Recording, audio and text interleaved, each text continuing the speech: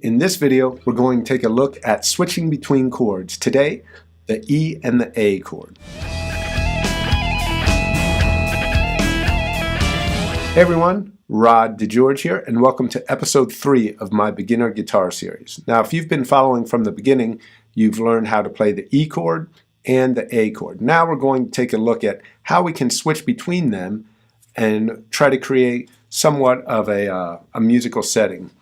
All right?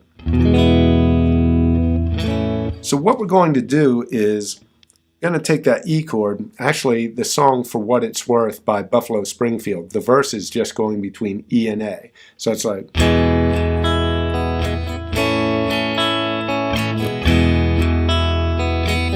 Now there's 3 different guitar parts. There's one going...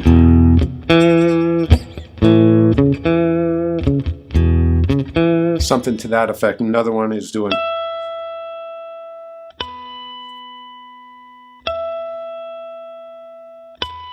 All right, so there's a bunch of different parts, but there's also an acoustic guitar part, I believe, that's just going.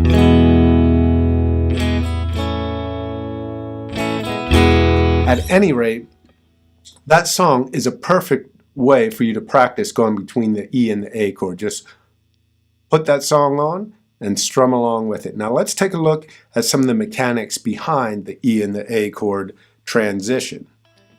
So, one key thing is when you're playing the E chord, even though you're not using the pinky, be aware of where it is, because some people have the pinky way out here when they're playing that E chord, and then when they go to play the E, they have to bring it in. If you look at what I'm doing here, my pinky is tucked underneath that 3rd finger when I'm playing the E chord. So if you look at these fingers, they're already in the position for me to go right down here to the A chord. Okay? So what we're doing is these 2 fingers, the middle and the 3rd finger, are just going down to the 4th and the 3rd string. Now if you notice, I don't actually pick them up. I don't pick them up off the string and put them back down. I release the tension so I'm not pushing down anymore, and my fingers are just sitting on the strings. Now when I get to that point, I just glide them over. I still feel the strings under my fingers because I'm not lifting them up. I feel that, and you can feel that movement, and then you just feel it move to the next string and add that pinky down. Now that's going to be a much more efficient movement.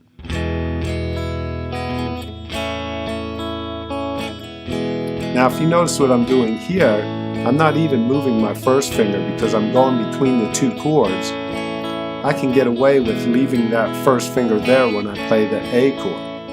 Now I usually don't do that when I play the A chord, but in this position, in this situation I should say, there's no real reason to move that. That can make that a little more efficient for you to make those changes. So, a couple things to keep in mind. We always want economy of movement, and we also want a stress-free environment. With that being said, we wouldn't want to play a song at such a fast tempo that you're struggling and frantically trying to get there in the beginning. You want to take it nice and slow. That's why For What It's Worth is a great practice song for this change here, at least the verse.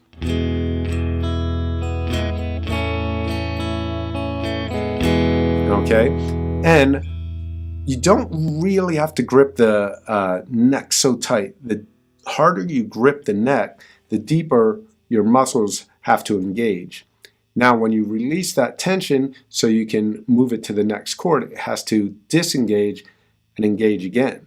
So what's going to be quicker? Something that's going like this, or a very light engagement and release. So if you have the proper form, like we were talking about in the first video, with these knuckles almost parallel, your elbow may be in a little bit, and your thumb in a comfortable position up here, where all these knuckles are bent, the force, the focus of the pressure is right on the fingertips, okay? So you don't actually have to grip as hard as you might think.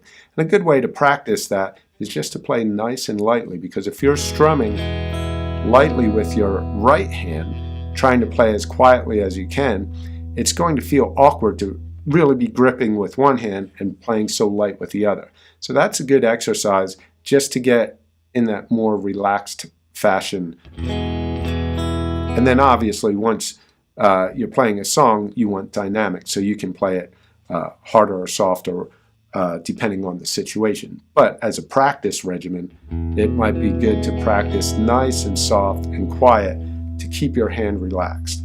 All right, so let's look at this change one more time.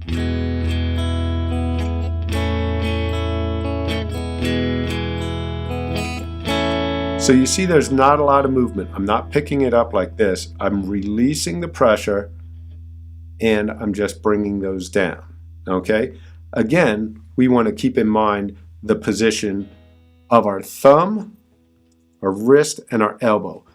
All of that comes into play in how your fingers are approaching the strings, whether they're bent at these first knuckles. If I have my thumb too low, they won't be bent enough to get everything to ring out. If I have my thumb too high and my palm up here, the fingers tend to roll over and then mute the string. So you want to pay attention that you are in the proper position with your knuckles here, these knuckles bent, your elbow and your thumb. You can see when I move this elbow how it affects the fingers, okay? So that position of the elbow is real important.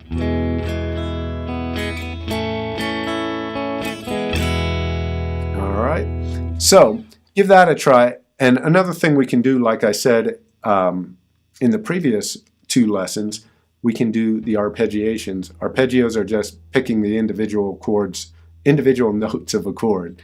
1 and 2 and 3 and 4 and 1 and 2 and 3 and 4. That way you make sure all the notes are ringing out nicely and cleanly. Hopefully you found that helpful. I also wanted to let you know that I do have a free lesson in the description below on how to switch between the chords quickly and easily. It's not just about repetition, it's about understanding the mechanics behind the movement so you can practice the repetitions properly to ensure much quicker results. So if you're interested, just click the link below and it's yours absolutely free. If you have any questions or comments about this lesson or would like to see a different type of lesson, please let me know in the comments below. I'd love to hear from you. Also, if you like this video, click the like button, and if you want to see more videos, hit the subscribe button. Be sure to hit the notification bell next to the subscribe button so YouTube can make you aware of when a new video is released. That being said, I'm DeGeorge. Thank you so much for watching. I hope to see you again soon. Have a great day. Peace.